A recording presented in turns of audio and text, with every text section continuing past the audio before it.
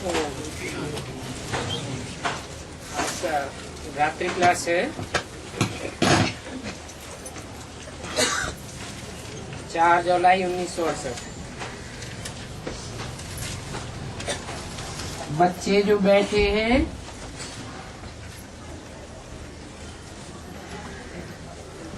और ये जो नई बात है बच्चे समझते हैं कि बाबा भी है, शिक्षक भी है और गुरु भी है।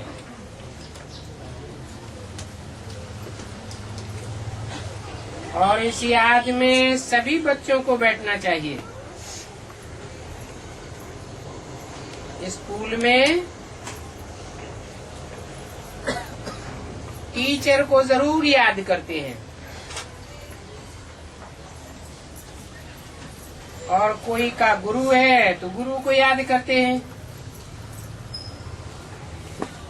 और यहाँ तो ये वंडरफुल बात है कि एक ही बाप है, एक ही टीचर है और एक ही गुरु है।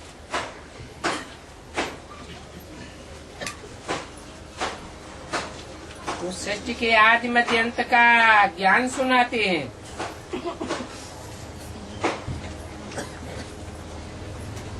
टीचर है तो मालूम रहता है कौन सी शिक्षा देनी है।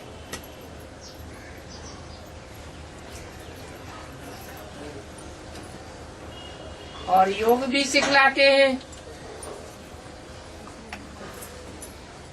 योग अलग है और ज्ञान अलग है।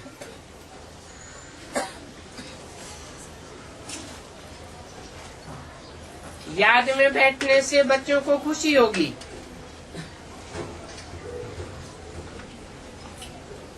मुखड़ा हर्षित हो जाएगा। बच्चे समझते हैं हर 5,000 वर्ष बाद बेहद के बाप से हम मिलते हैं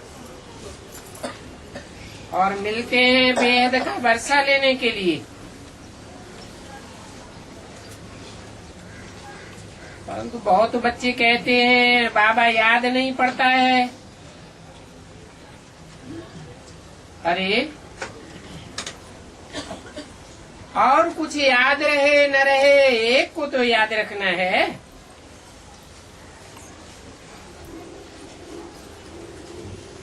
कि वो बाबा भी है, टीचर भी है।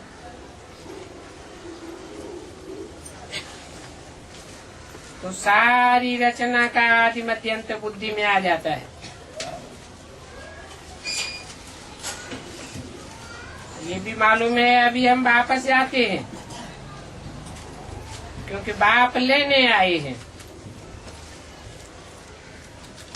याद की यात्रा से हम पवित्र बन जाते हैं तो हम जाते हैं। और तुम ये भी समझाते हो कि ईश्वर सर्वव्यापी नहीं है क्योंकि सारी दुनिया तो कहती है ईश्वर सर्वव्यापी है और तुम कहते हो कि वो सर्वव्यापी नहीं है, वो तो एक व्यापी है।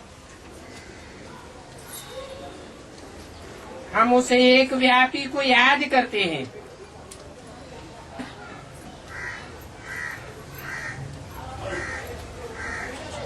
अनेक व्यापी है या सर्वव्यापी है,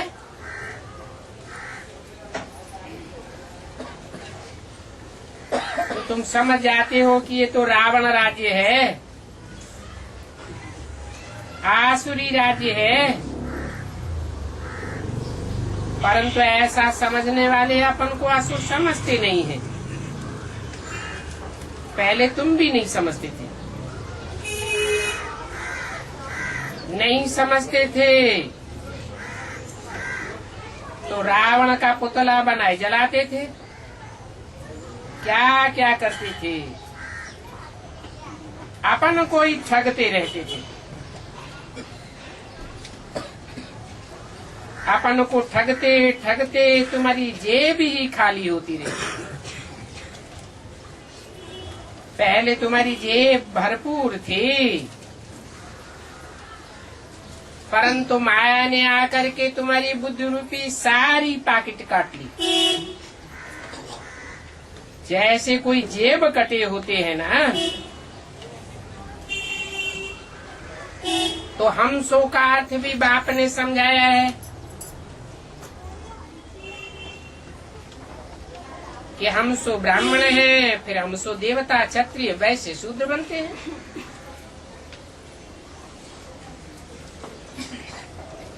4 जुलाई 68 की रात्रि क्लास का दूसरा पेज। इस बात को तो तुम बच्चे ठीक समझते हो।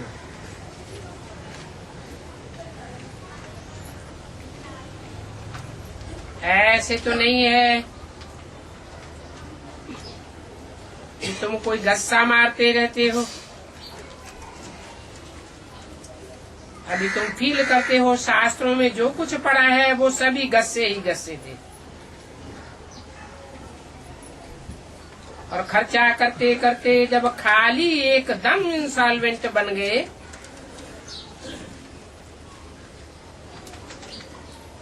तो कितने बेघर बन गए। बल कितना भी किसके पास धन है, परंतु तुम जानते हो कि धन सहित सब खत्म हो जाएंगे।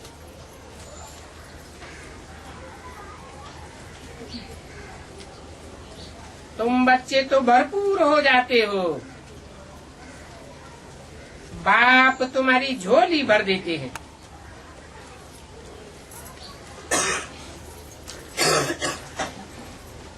तो देखो, बाप आकर के झोली भरते हैं और हम खाली कर देते हैं। भक्ति मार्ग में झोली खाली हो जाती है ना, और ज्ञान मार्ग में बाबा झोली भर देते हैं। तब ही बाप समझाते हैं मनुष्य बिल्कुल पत्थर बुद्धि है। और यहाँ तो तुम बाप के टीचर, बाप और टीचर और सदगुरु तीनों के संग में रहते हो, तो तुमको कितना बल मिलता है, खुश भी होते हो। कोई की दिल होती होगी कि 3 दिन ही सही बाप के सन्मुख आकर के हम रिफ्रेश होकर के जाएं। बाबा की तो मना नहीं है। हाँ, सर्वसेबुल बच्चा हो जो बाप समझे ये रिफ्रेश होकर के जाएंगे तो कमाल करेंगे। बाकी सर्विस नहीं करते हैं वो आकर के क्या करेंगे।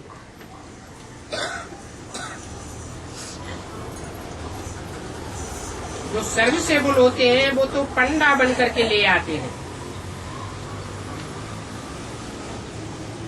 बाप के सन्मुख सुन करके रिफ्रेश होते हैं।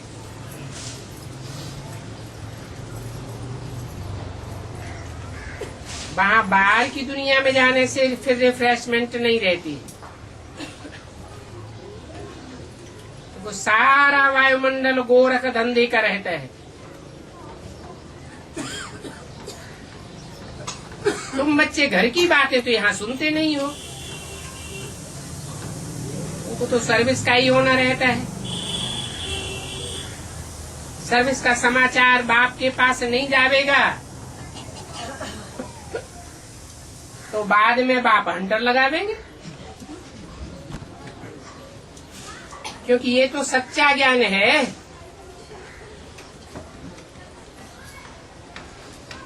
शंकर के लिए समझ लेते हैं कि वो झोली भरते हैं, क्योंकि शंकर को साकार में देखते हैं ना। मूर्ति बनी हुई है तो समझते हैं मूर्त रूप है, साकार है। तो समझते हैं कि शिव तो निराकार है, वो कैसे झोली भरेंगे।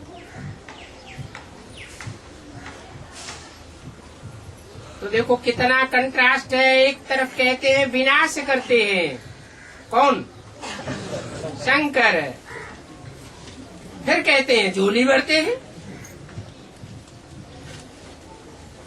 अब दो कामों में से एक ही काम करेंगे ना,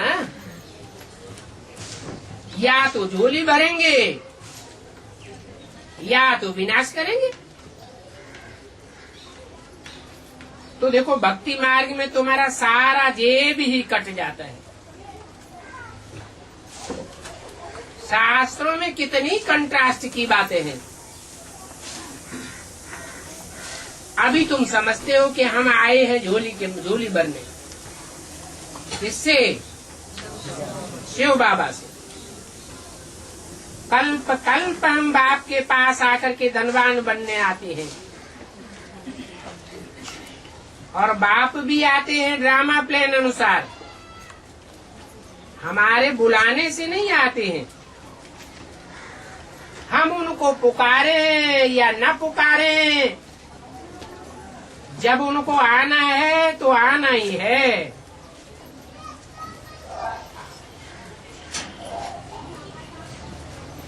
ऐसे नहीं कि हमारे ऊपर दुख पड़ता है, तकलीफ होती है, हम पुकारते हैं तो वो आते हैं। ये पॉइंट्स बहुत अच्छी समझाने की है। और एक पॉइंट भी पक्की कर ली तो बेड़ा पार हो जाएगा। बेहद के बाप को याद करो तो बेड़ा पार है। बेहद के बाप से बेहद का जेब भर जाता है। बेहद का जेब क्या है?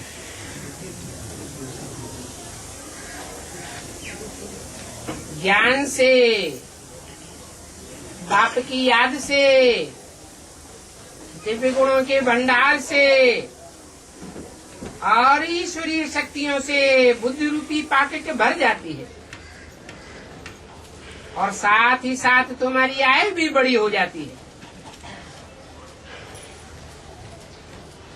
इतनी बड़ी आय हो जाती है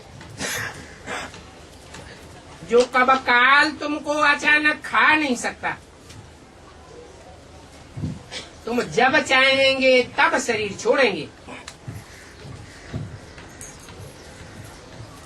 काल को हुक्म नहीं है आने के लिए, क्योंकि तुम काल पर जीत पहनते हो। और ये बात सुनने के लिए, रिफ्रेश होने के लिए तुम आते हो। बाप भी कहते हैं आज मैं तुमको नई नई गुही गुही बातें सुनाता हूँ, और सारी बातें कितनी अच्छी रीति समझाते हैं। सिर्फ कहते हैं कि अपन को आत्मा समझ मुझ बाप को याद करो।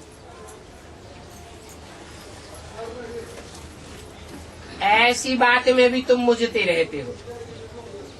अरे बाबा, हम कैसे अपन को आत्मा समझे? अरे ये तो बहुत सहज है, तुम तो हो ही आत्मा। आत्मा भ्रकुटी के बीच सितारा है।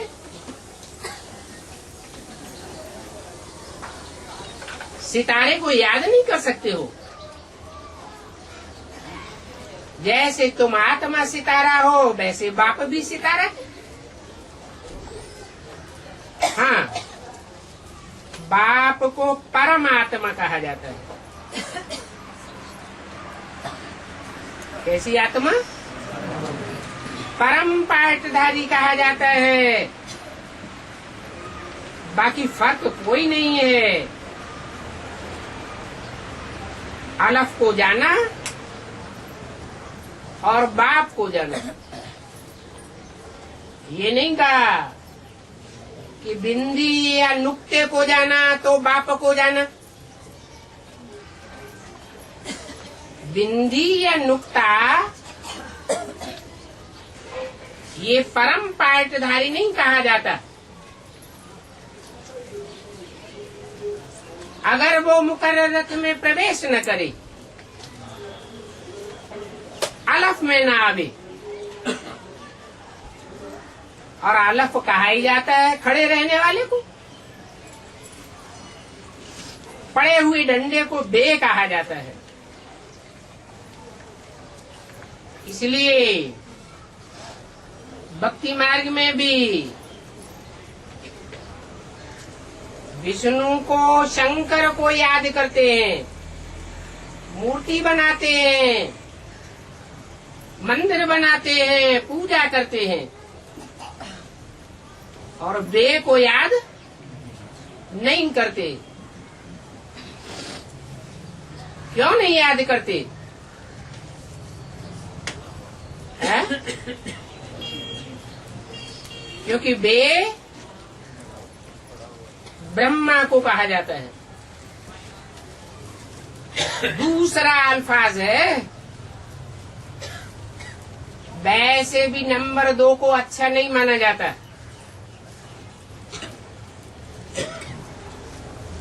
माँ से कोई वर्षा नहीं मिलता है, वर्षा बाप से मिलता है। और बिंदी को भी बाप नहीं कहा जाता, बिंदी बाप से वर्षा नहीं मिलता है, क्योंकि तुम्हारी याद भी प्रवृत्ति मार्ग की है, निवृत्ति मार्ग की याद नहीं है। इसलिए बोला है न सिर्फ साकार को याद करना है और न निराकार को याद करना है।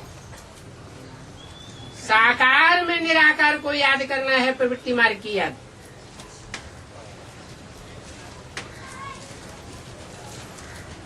बाप चक्र का राज ऐसे ऐसे समझाते हैं। गायन भी है, उपजाएं, ढीलनिया, वो भी स्वर्ग की मालिक बन जाती हैं।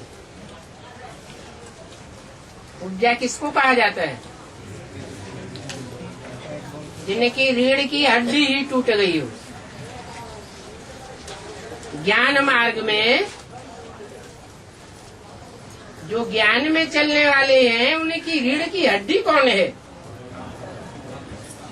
बाप दादा ही बैकबोन है, और बैकबोन बाप दादा ही जिनकी बुद्धि से टूट गया, तो समझो रीढ़ की हड्डी ही टूट गई। फिर ऐसे नहीं है कि उन वंचित आत्माओं को बाप उठाते नहीं है। नहीं, ऐसी कुब्जाओं के लिए भी गायन है कि उनको भी सीधा कर दिया ज्ञान मार्ग में चलने के लिए। और भिलनी किसको कहा जाता है? भिलनी शूद्राणी को कहा जाता है।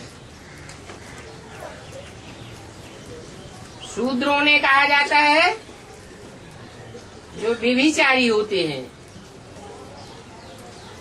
ऐसी व्यभिचारिणियों को भी बाप आकर के अपना लेते हैं। स्वर्ग का मालिक बनाई देते हैं। तुम जानते हो कि हम आए हैं ना स्वर्ग के मालिक बनने के लिए, और मधुवन का तो गायन है। यहाँ तुम आते ही हो बाप से खजाना लेने के लिए। तुम बच्चों को तो धन भी मिलता है, और बेहद का धन मिलता है। ये बेहद का धन ऐसा है जो स्थूल धन इसी जन्म में बन जाएगा। तुम्हारे जैसा हद का और बेहद का साहूकार दुनिया में कोई भी नहीं होगा। सिर्फ एक जन्म के लिए ही नहीं, जन्म जन्मांतर के लिए तुम भरपूर बन जाते हो और काया भी निरोगी बन जाती है।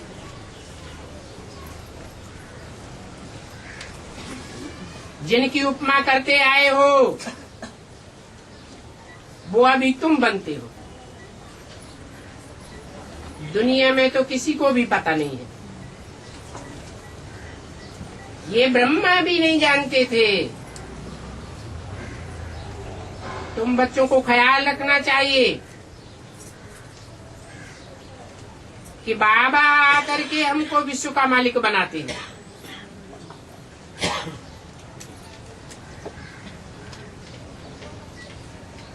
ऐसे नहीं कि सिर्फ ब्रह्मा के तन में आते हैं,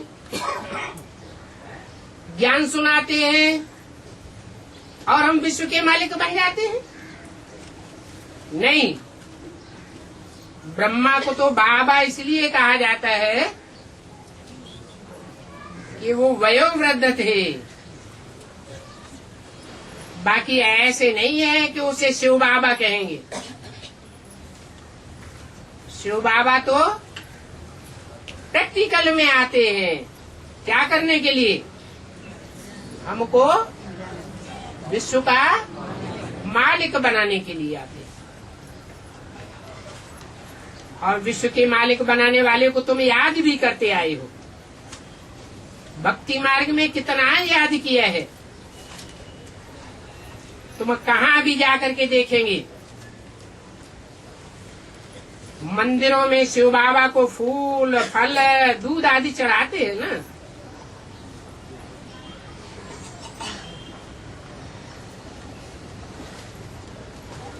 कहाँ की यादगार है?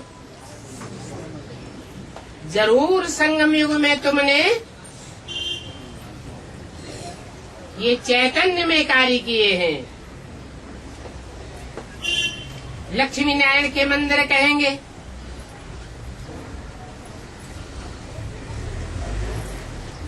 वो भी हम बनाते हैं। भक्ति मार्ग में जड़ मंदिर बनाते हैं और यहाँ ज्ञान मार्ग में चैतन्य मंदिर बनाते हैं। भक्ति मार्ग में तो ढेर के ढेर मंदिर, मस्जिद, गिरजाघर, गुरुद्वारे बनते रहते हैं। और ज्ञान मार्ग में तो हम ऐसा मंदिर बनाते हैं जो सारी दुनिया के बीच एक ही बड़ा मंदिर रह जाएगा और सब मंदिर, मस्जिद, गिरजाघर, गुरुद्वारे चलने लग पड़ेंगे। राम सीता के मंदिर में जावेंगे तो तुम अभी समझ जावेंगे ये नापास हुए हैं, इसलिए यह बने हैं। जो भी नापास होते हैं वो प्रारब्ध कहाँ पाते हैं? है? त्रेता युग की प्रारब्ध पाते हैं। तुम्हारी बुद्धि में ये बैठ गया है कि नंबरवार नापास तो सब होते हैं। ये भी जानते हो ये सारी दुनिया मिट्टी में मिल जाएगी।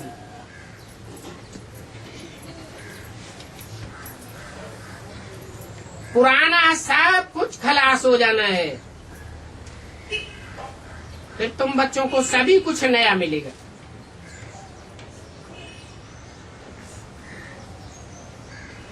यहाँ तो है ही पुरानी चीजें, तमो प्रधान।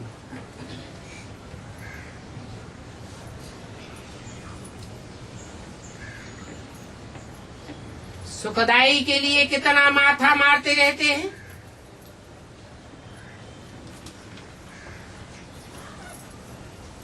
नई दुनिया में तो सब कुछ सुखदाई होगा। वहां तो ढेर के ढेर हीरे होंगे।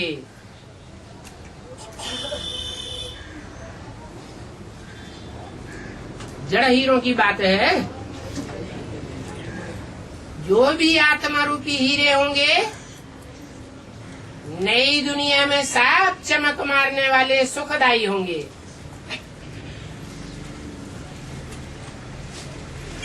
तुम जानते हो, बड़े बड़े राजाओं के महलों में बड़े बड़े हीरे रहते हैं।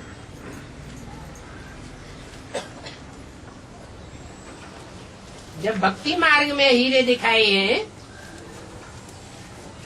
वो कहाँ की यादगार है? उनके तो जड़ महल हैं, जड़ हीरे हैं, और हमारे तो चैतन्य संगठन रूपी किले होंगे, जिसमें ढेर के ढेर हीरे होंगे। तुम साक्षात्कार भी करते हो, निश्चय भी करते हो कि हम ही नर से नारायण जैसे बनेंगे। और पुराने के पुराने चित्र भी हैं। आजकल तो झूठे हीरे भी निकले हैं, देखने से एक जैसे लगते हैं, कोई समझ भी नहीं सकता कि सच्चे हैं या झूठे हैं। सच्चा और झूठा कोई भी नहीं समझ सकते। अभी ये तो युद्ध का मैदान है। कोई इस बात को समझते हैं कि ये हमारा युद्ध का मैदान है। माया हमको भरमाई देती है और बाप हमारी बुद्धि को ठिकाने लगाते हैं। कोई तो हीरे को हाथ में आकर के छोड़ देते हैं और बदले में कांच के रथा उठाए लेते हैं। अब कांच के रथ तो दुखी ही देंगे ना।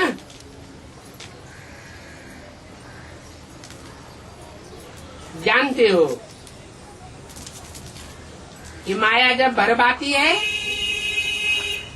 तो याद की यात्रा में माया के विघ्न पड़ते हैं। अभी उन विघ्नों को हटाते रहना है। अपनी कर्मेंद्रियों से कोई भी प्रकार का विकर्म नहीं करना है, नहीं तो 100 गुना दंड पड़ जाएगा।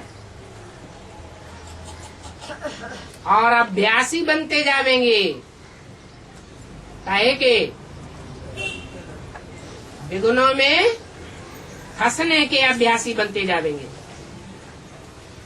इसलिए सदैव याद करो कि हम आत्मा हैं, और आत्मा समझने से ही बाबा भी पक्का याद आवेगा।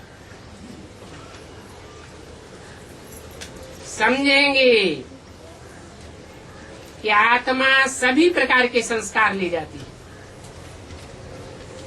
अच्छे संस्कार भी ले जाती है और बुरे संस्कार भी ले जाती है। आत्मा ही कहती है हम एक शरीर छोड़ दूसरा लेते हैं। अच्छा, बच्चों को गुड नाइट।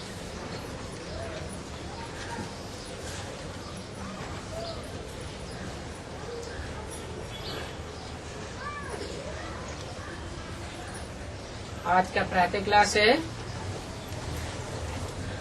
3 जुलाई 1968। मीठे मीठे रूहानी बच्चे जानते हैं कि बाप और दादा के हम सामने बैठे हैं,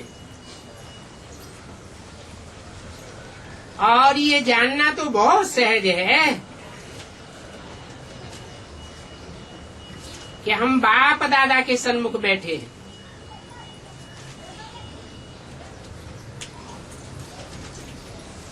बाप दादा के मुकाबले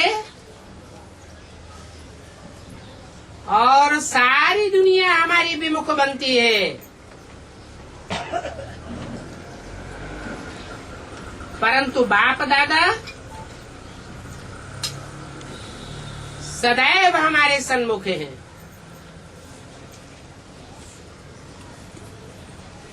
हमारे ऊपर भी निर्भर करता है कि हम कितने सन्मुख हैं और कितने विमुख हैं।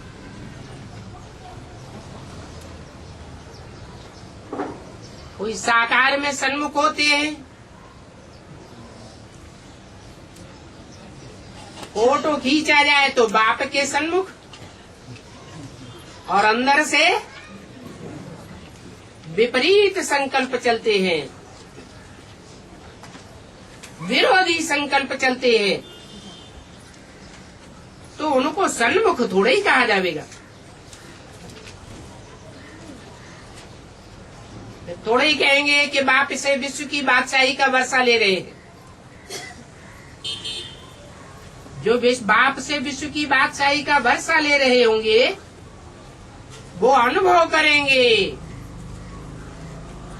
कि हमारी खुशी बढ़ती जाती है। बादशाही पाना हमारा जन्म सिद्ध अधिकार है। जरूर जब सामने बैठे रहते हैं तो खुशी बढ़ती है, क्योंकि तुम अनुभव करते हो कि हम शिव बाबा के नजदीक आ रहे हैं और हम कोई मनुष्य आत्मा के नजदीक नहीं आ रहे हैं। जानते हो शिव बाबा इस पर्टिकुलर मनुष्य के तन में बैठे हुए हैं। यहाँ बैठे जरूर अतीन्द्रिय सुख में बैठे होंगे। अगर बाप की याद में हैं तो हर एक अपने दिल से पूछे, हम बाप की याद में बैठे हैं और हमको बाप का बरसा राजाई याद रहती है, और तो कोई ऐसा सत्संग नहीं होता है जिसमें बच्चों को बाप और बाप का बरसा याद रहे।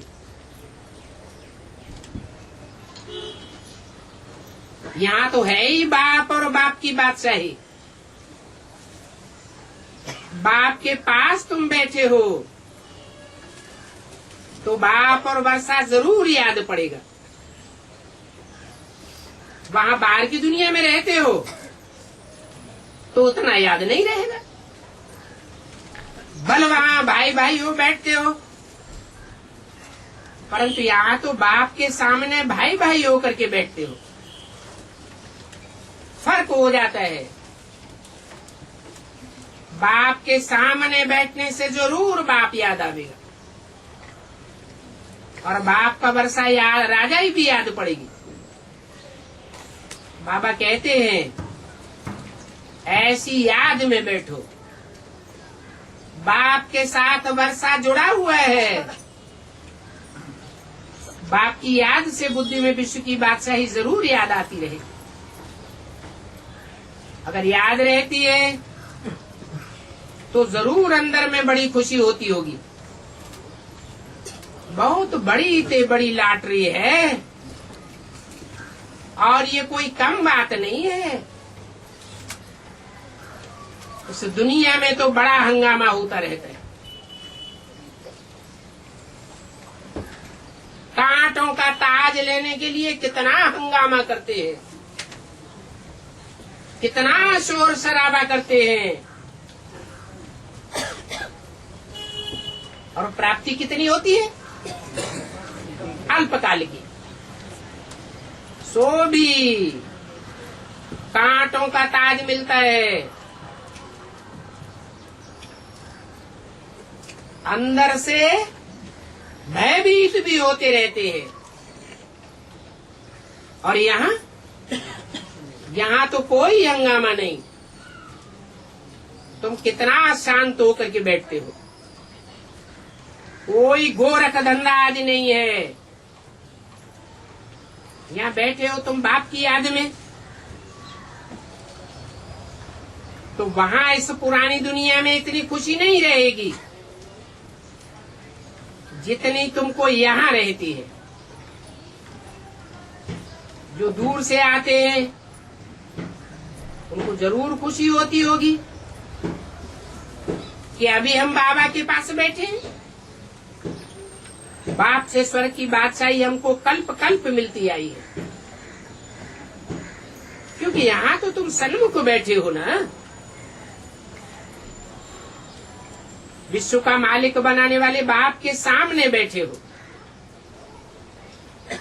गायन भी है, अतीन्द्रिय सुख गोप गोपियों से पूछो।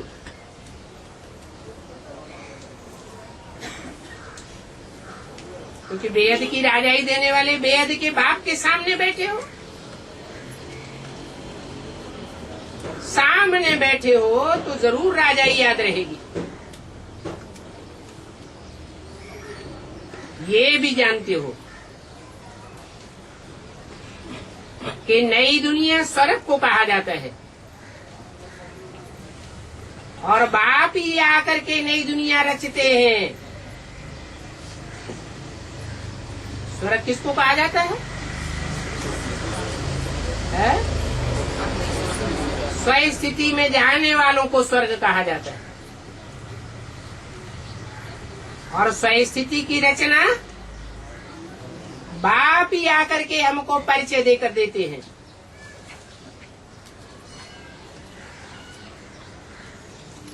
ये समझकर जरूर बच्चों को बाप याद आता है, खुशी भी होती है। अज्ञान काल में भी कोई बाप के पास पैसे जास्ती होते हैं, कोई के बाप के पास कम होते हैं।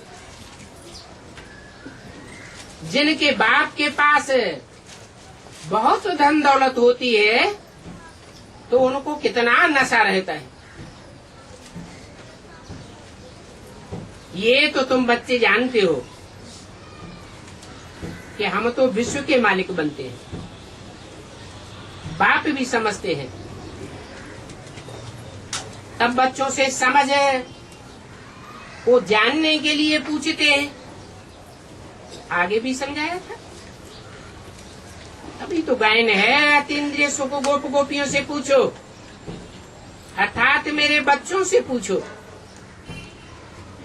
बाकी बाहर वालों की बात नहीं है। गोप गोपियां माने ही तुम मेरे बच्चे। बच्चों से पूछते हैं, जब मुझे अपने बाप को तुम इसमें देखते हो तो कितनी खुशी होती है।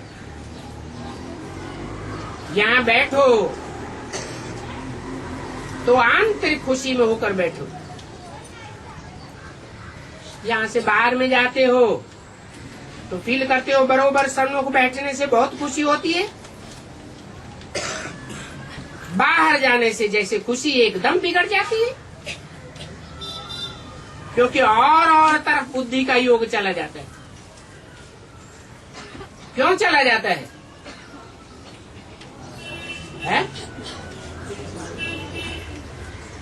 देहभान के कारण। बाप के सामने आने से देहभान नहीं रहता क्या?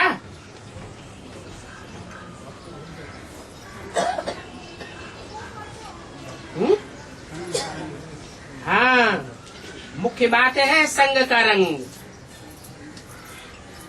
संग का रंग भी तब लगता है जब बाप साकार में आते हैं। कोई साकार का संग लेने के लिए तुम बच्चे नहीं आते हो। तुम साकार में किसको देखते हो? निराकार बाप को देखते हो, तो संग का रंग लगता है। और फिर सारी बात स्मृति के ऊपर है। जैसे ब्रह्मा बाबा की गोद में कोई जाते थे तो बाबा पूछते थे किसकी गोद में आए हो? कोई कहते थे ब्रह्मा बाबा हम आपकी गोद में आए हैं। तो बाबा कहते फेल। अगर बोले कि शिव बाबा की गोद में आए हैं तो पास हुए, तो क्या अंतर पड़ा है? इस स्मृति का ही अंतर है। आए तो हैं, लेकिन स्मृति में क्या है? तो शिव बाबा की तरफ बुद्धि का योग जाना चाहिए। 63 जन्म के आदि हो संग का रंग लेने के, बल बाप के पास आते हो तो भी स्मृति में रहना चाहिए कि हम ऊंच ते ऊंच बाप के पास आए हैं। और ये भी जानते हो कि यहाँ हम एक ही बाप के सामने बैठे हैं, तो जरूर बाप की याद में होंगे तो खुशी होगी। अगर खुशी नहीं रहती है तो जरूर याद में कोई घोटाला है। अगर कहाँ बाहर वाले को याद करते होंगे, मानो कोई को अपना गांव याद आवेगा, कोई को अपने बाल बच्चे याद आवेंगे, तो खुशी गायब हो जाएगी। यहाँ तो है ही एक बाप, तो नरक से बुद्धि निकल जाती है।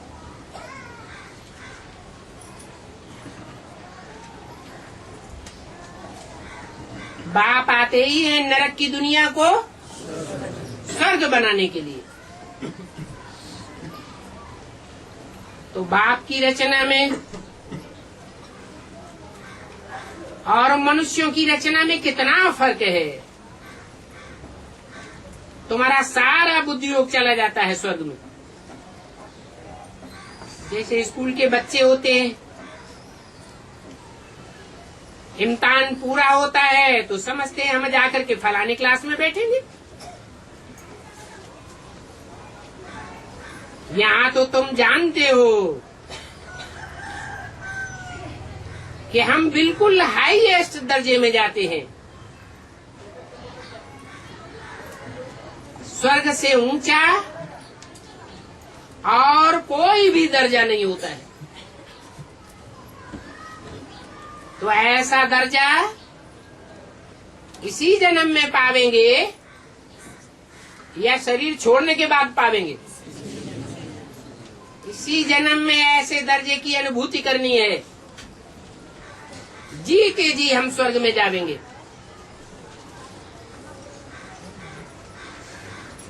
वहां दुख नहीं होगा, भले दुख की सीनरी दुनिया वाले महसूस करेंगे, लेकिन हमारी आत्मा महसूस नहीं करेगी।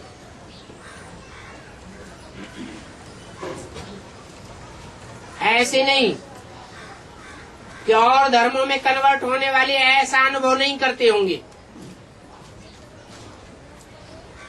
नहीं,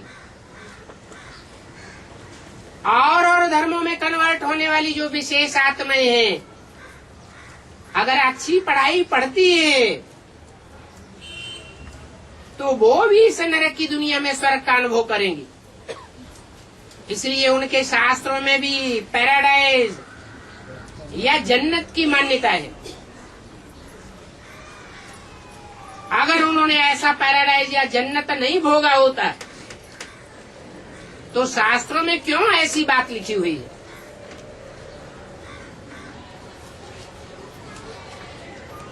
ये भी तुम जानते हो कि शांति धाम में तो शरीर की कर्मेंद्रियां हैं ही नहीं, और कर्मेंद्रियों के बगैर सुख या दुख नहीं भोगा जा सकता। तो शांति धाम में जाने से पहले ही तुम बच्चों को ये इम्तिहान पास करना है। परंतु इसके लिए कैसी स्टेज बनानी है? निराकारी, निर्विकारी, निरहंकारी स्टेज यहाँ ही बनानी पड़े। जैसे बाप के लिए भी बोला है कि बाप साकार से आकारी बना, आकारी से निराकारी, फिर साकारी बनेगा। तो जो बाप के लिए वो बच्चों के लिए। बाकी वहां ऊपर में तो है शांति धाम, वहां तो तुम चुप रहते हो। यहाँ भक्ति मार्ग में बुद्धि कितनी भटकती है, और बाप आकर के भटकने से निकालते हैं। तो जब बाप की मुरली सुनते हो तो मुरली सुनते सुनते कोई तो चौंक जाते हैं। इसलिए जब अपनी चेकिंग करते हैं कि हमारी बुद्धि तो बाहर भटक रही थी, बुद्धि तो बाप की तरफ लगानी चाहिए। अगर बाहर में बुद्धि होगी तो ये प्रैक्टिस पक्की होती जाएगी, और उनको फिर स्वर्ग के सुख नसीब नहीं होंगे। इस दुनिया में स्वर्ग अनुभव नहीं कर सकेंगे। तो अभी प्रैक्टिस पक्की करनी है। क्या न बाहर की दुनिया में बुद्धि जावे, न निद्रा में बुद्धि जावे। निद्रा में जाते हैं तो बुद्धि बाहर जाती है, अंदर रहती है, बाहर चली जाती है। अभ्यास पक्का होता जाएगा। बाकी ये तो कह सकते हैं, ये हरेक के अपने दिल की बात है, दिल से अनुभव करना है कि हम अभी कैसी पढ़ाई पढ़ रहे हैं, वो खुद ही समझ सकते हैं। ऐसे भी नहीं है कि बाप कोई अंतर्यामी है और बाप से पूछे, बाबा आप बताओ हमारी बुद्धि कहाँ है। बाप कहते मैं तो अंतर्यामी नहीं हूँ, मुझे एक एक के दिल की जानने की जरूरत नहीं है। ये तो हरेक खुद ही अपने से पूछे। बाकी इतना पक्का है कि यहाँ कोई का झूठ छिप नहीं सकता है। कोई कितना भी छिपाना चाहे, लेकिन कोई का पुरुषार्थ छुपा हुआ नहीं रहेगा। ऐसी बहुत बच्चियां हैं जिनका बुद्धि योग कहाँ न कहाँ बाहर भटकता रहता है, क्योंकि बुद्धि को धक्का खाने की ढेर जगहें हैं।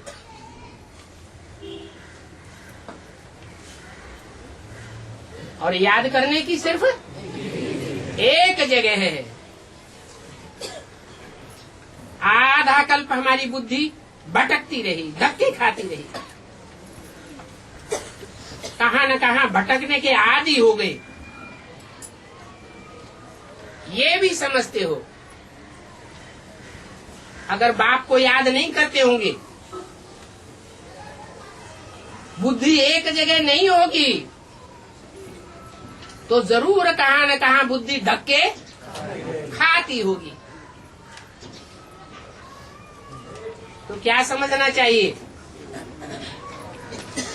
है कि 63 जन्म हमने ऐसे ही और आत्माओं से धक्के खाए हैं, और आत्माओं ने हमको अपने में लटकाया है। वो रिहर्सल अभी होती रहती है। जैसे स्कूल में बच्चे बैठे रहते हैं, कोई बच्चे तो बहुत अटेंशन से पढ़ते हैं, कोई नहीं पढ़ते हैं। कम पढ़ने वालों की बुद्धि और तरफ भटकती रहेगी। यहां भी ऐसे होता है।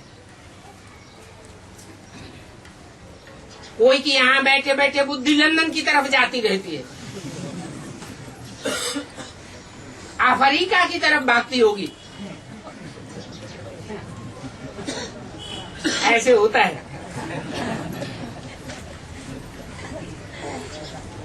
हा? ये लंदन और अफ्रीका का नाम क्यों लिया है?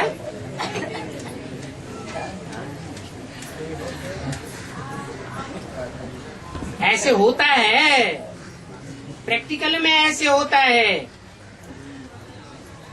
भक्ति मार्ग में भी कोई बैठे बैठे रामायण पढ़ते हैं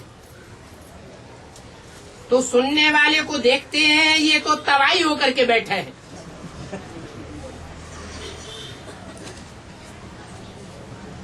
तो जो श्रूड बुद्धि रामायण पढ़ने वाले होते हैं अचानक पूछते हैं, तो जिससे पूछा जाता है वो वायरे हो जाते हैं। क्या जवाब देवे? अब सुनाई नहीं है तो क्या जवाब देंगे? अब वो है भक्ति मार्ग और ये है ज्ञान मार्ग। वो है कल्याण का मार्ग और ये है कल्याण का मार्ग। ये तो बहुत सहज समझने की बातें हैं। भारत जो गोल्डन एज था वो भारत अभी आयरन एज में है।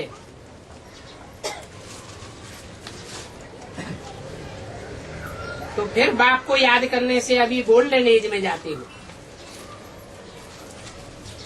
ये भी जानते हो कि बाप हर 5-4 वर्ष बाद आते ही रहते हैं आयरन एज को गोल्डन एज बनाने के लिए। तो जिनको आयरन एज से फर्स्ट क्लास गोल्डन एज में जाना होगा वो कभी भी पढ़ाई को मिस नहीं करेंगे।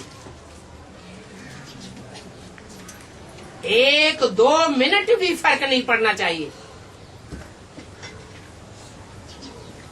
तुमको पति से पावन बनाने के लिए बिल्कुल एक्यूरेट टाइम पर आता हूं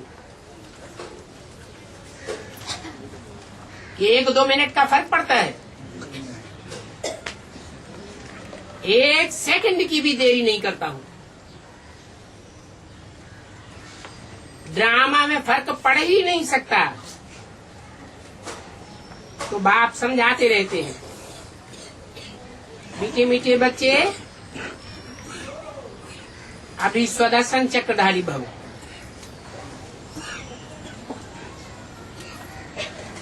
और ये स्वदर्शन चक्रधारी भव का पाठ तुम बाप ब्राह्मणों को ही सिखाया जाता है।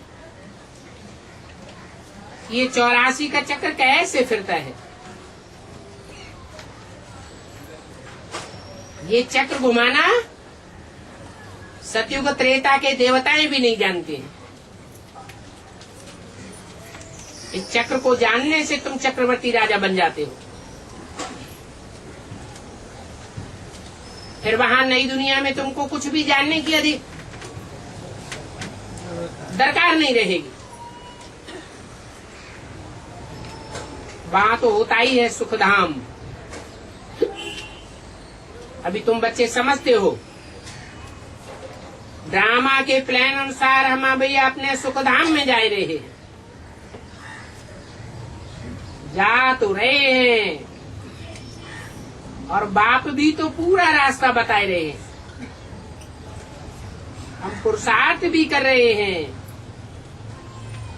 और दैवी गुण भी धारण कर रहे हैं, क्योंकि यहाँ ही दैवी गुण धारण करने हैं। साथ में बैज भी बुद्ध रूपी पैकेट में पड़ा होना चाहिए। तो याद रहे कि हम ऐसे बनते हैं, क्योंकि बैज में त्रिमूर्ति के ज्ञान के साथ साथ तुम्हारे जीवन का लक्ष्य भी दिया हुआ है। तुम ब्राह्मण ही कहेंगे कि ब्रह्मा द्वारा हमको यह वर्षा मिलता है, कहेंगे? कब कहेंगे? है? कब कहेंगे कि ब्रह्मा द्वारा हमको यह वर्षा मिलता है? यह माने कौन सा वर्षा? लक्ष्मी नारायण का वर्षा कहेंगे। माना भविष्य में वो टाइम भी आने वाला है जब तुम कहेंगे दुनिया वालों को कि हमको यह वर्षा मिलने वाला है नंबरवार पुरुषार्थ अनुसार। इसके द्वारा? ब्रह्मा द्वारा। ब्रह्मा तो शरीर छोड़ दिया, बल शरीर छोड़ दिया, तो भी ब्रह्मा की आत्मा कोई परम धाम वापस नहीं चली गई, वो इसी दुनिया में पार्ट बजाती रहती है। तो ये बैज बहुत बहुत वैल्यूबल है, तुमको वैल्यूबल बनाता है। बल ये बैज पाई पैसे की चीज है, परंतु यह इस समय तुम्हारे बहुत बहुत काम की चीज है। और इस बैज से कोई को भी तीर लग सकता है। इसमें बाप का पूरा परिचय दिया हुआ है। ये तुम्हारे ज्ञान का तंत्र है।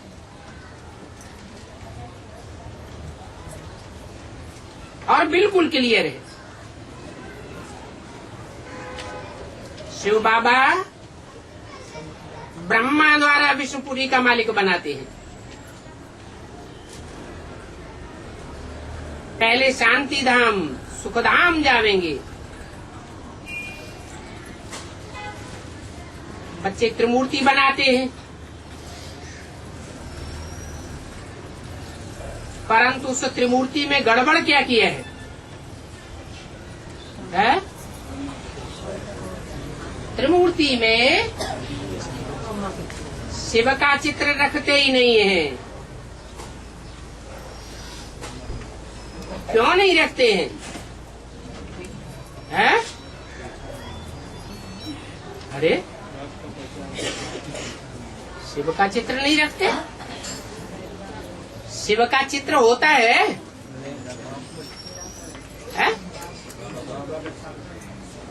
शिव बाबा का चित्र होता है या शिव का होता है? तो क्या कहना चाहिए? शिव बाबा का चित्र त्रिमूर्ति में होना चाहिए या नहीं? होना चाहिए, परंतु बच्चे रखते नहीं हैं। इसलिए नहीं रखते हैं कि त्रिमूर्ति का अर्थ ही नहीं समझते। कहते भी हैं कि ब्रह्मा द्वारा स्थापना और विष्णु द्वारा पालना।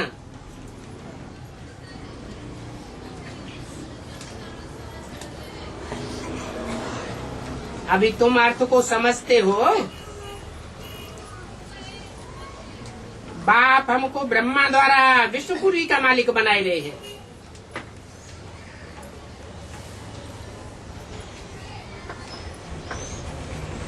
ये विष्णुपुरी का मालिक बन गए। ये है अलफ को समझना।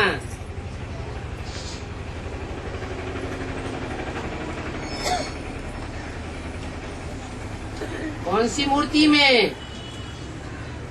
ब्रह्मा भी समाया हुआ है, विष्णु भी समाया हुआ है, और हर हर बम बम की यादगार भी समाई हुई है। अगर उस अलफ को ही भूल गए तो अलफ के बगैर बाकी सारी भाषा लिख नहीं सकते। ए अर्थात अलफ, ए बगैर भाषा लिख नहीं सकते। अलफ के बगैर भाषा चल ही नहीं सकती। तो ये भी त्रिमूर्ति में अलफ है मुख्य, और ये अलफ तो जरूर समझाना पड़ता है। समझाओ, ये बाप है, ये कोई गुरु गुसाई नहीं है, ये हमारा बाप है। और सिर्फ हमारा या ब्रह्मा कुमार कुमारियों का बाप नहीं है, सारी दुनिया का एक ही बाप है। बाबा इसमें प्रवेश करते हैं। ओम शांति।